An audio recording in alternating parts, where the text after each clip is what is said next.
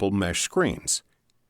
Make sure there are no easily ignited materials such as old magazines, letters, cardboard boxes, sawdust, or wood scraps in the attic or crawl space behind the vents. If wildfire is threatening and you have time, cover your vent openings with pre-cut plywood as shown in this picture. Another option is to cover vents with aluminum foil, folded several layers thick and stapled. Remember, the purpose is to stop embers. Remove the covering once the wildfire threat is passed.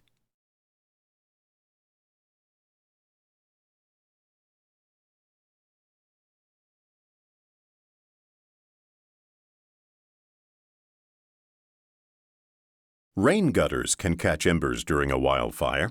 If they are filled with plant debris, such as pine needles and leaves as shown in this picture, they can ignite and threaten exposed combustible materials, such as roof sheathing or fascia board located at the edge of the roof.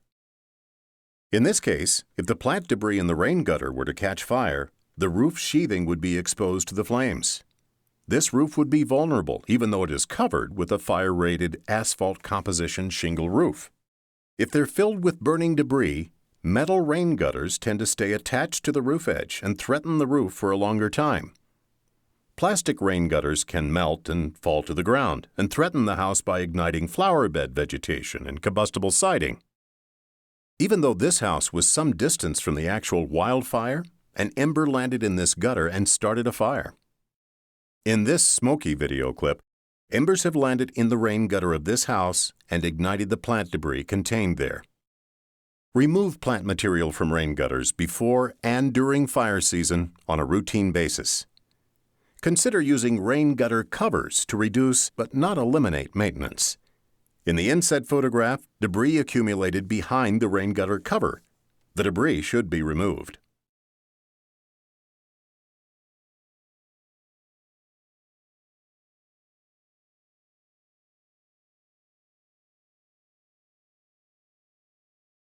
Siding that has become warped may create openings and allow embers and flames to enter. Replace poor condition wood siding and trim. Fill gaps between siding and trim materials, such as those shown here, with a good quality caulk to prevent embers from lodging there.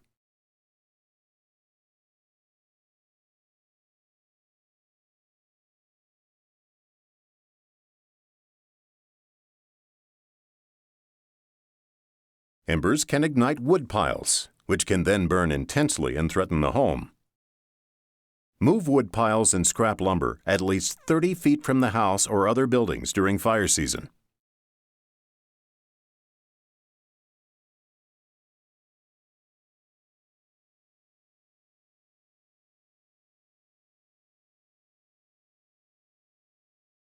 The dark spots on this deck chair pad are from embers.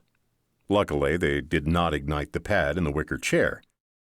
Place combustible patio furniture such as lounges, tables, and hammocks inside the house or garage if wildfire is threatening. If there's no time, throw the patio furniture away from the house.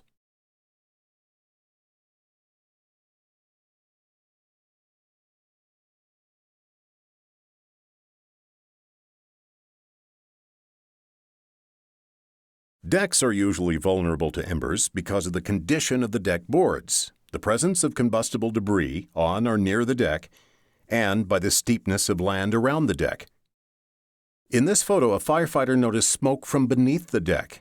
He cut away the deck boards and extinguished the burning debris beneath the deck and likely saved this home.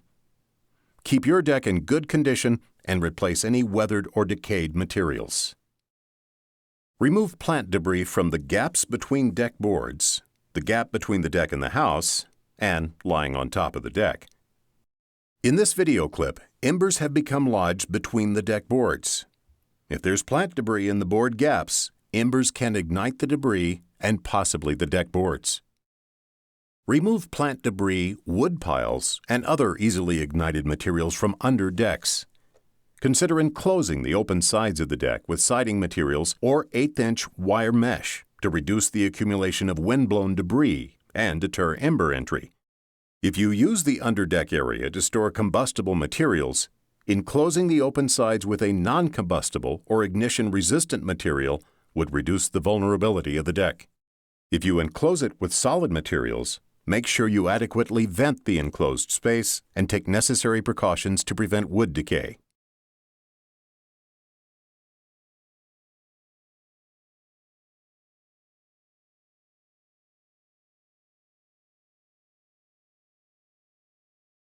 If wildfire is threatening, remove combustible materials from the porch and deck and move them indoors.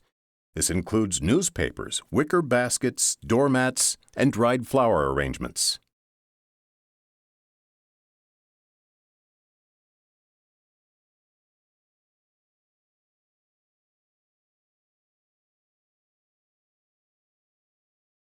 If wildfire is threatening and there is time, remove combustible flower boxes from beneath windows and put them indoors or toss them away from the house.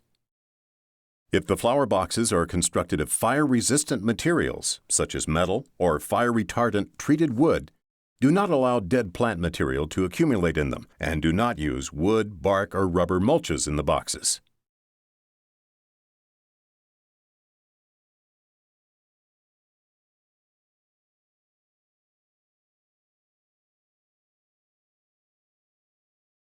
Open eaves often have gaps between the wall and the joist blocking, roof sheathing, and elsewhere.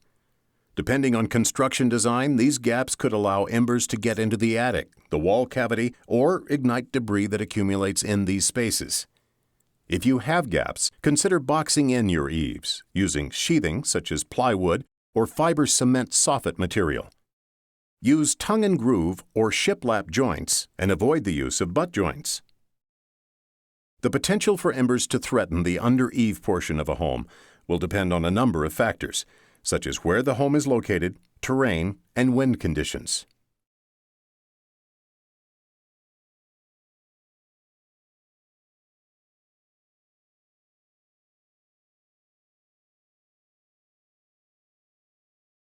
In areas immediately adjacent to your home, replace wood, bark, and rubber mulches with non-combustible types.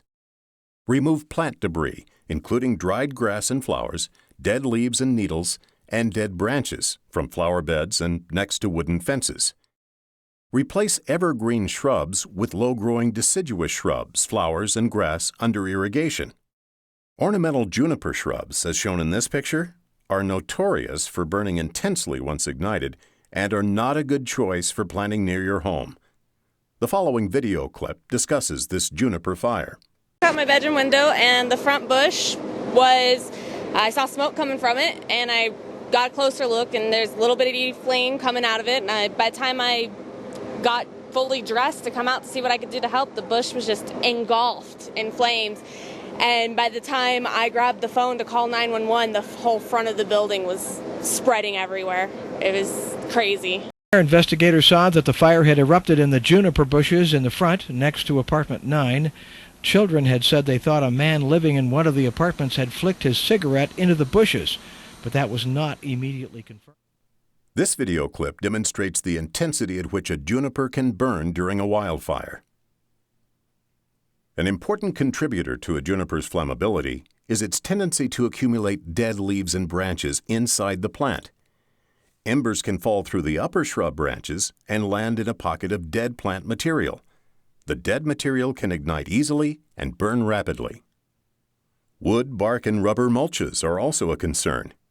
They're all combustible and can be ignited by embers. As previously stated, do not use these types of mulch within 5 feet of the home and do not use in a widespread manner within 30 feet of the house. The mulch used in this landscape is shredded red cedar, also known as gorilla hair.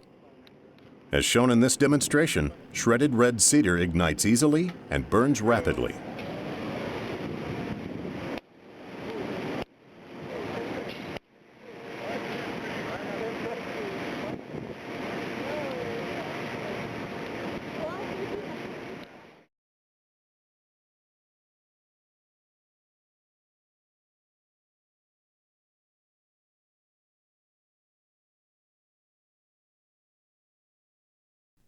If a window is open, embers can get inside and ignite a car's interior. If a wildfire is approaching, close your vehicle's windows and park it in the garage or away from the house.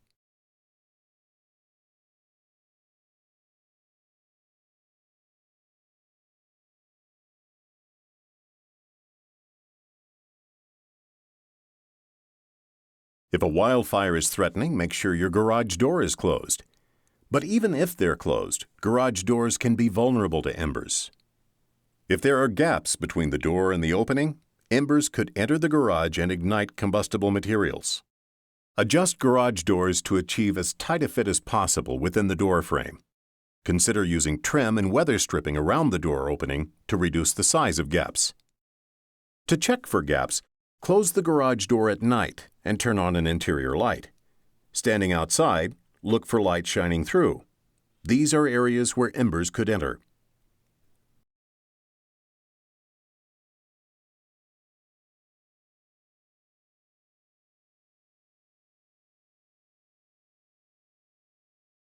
Garbage cans often contain easily ignited materials. If they're anywhere near the house or other buildings, use metal garbage cans covered with tight-fitting lids. Move newspaper recycling bins indoors or away from the house. Another option is to locate garbage cans and recycling bins in a non-combustible enclosure.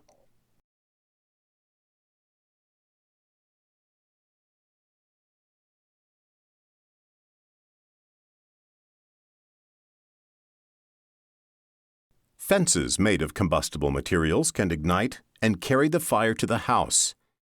Fences constructed of smaller dimension wood, such as lattice, are more easily ignited than larger dimension wood. A wildfire ignited the backyard fence and threatened this home. Maintain wooden fences in good condition. Do not allow dead plant material to accumulate next to the fence. Create a non-combustible fence section or gate for at least 5 feet next to the house.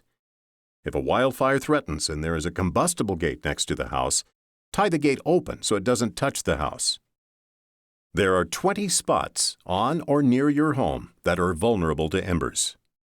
How will your home fare during a shower of wildfire embers? Will your home survive when the embers arrive? Take steps now to prepare your home for embers. For more information about reducing the wildfire threat, go to the following websites: livingwithfire.info, firecenter.berkeley.edu, or extension.org/surviving_wildfire.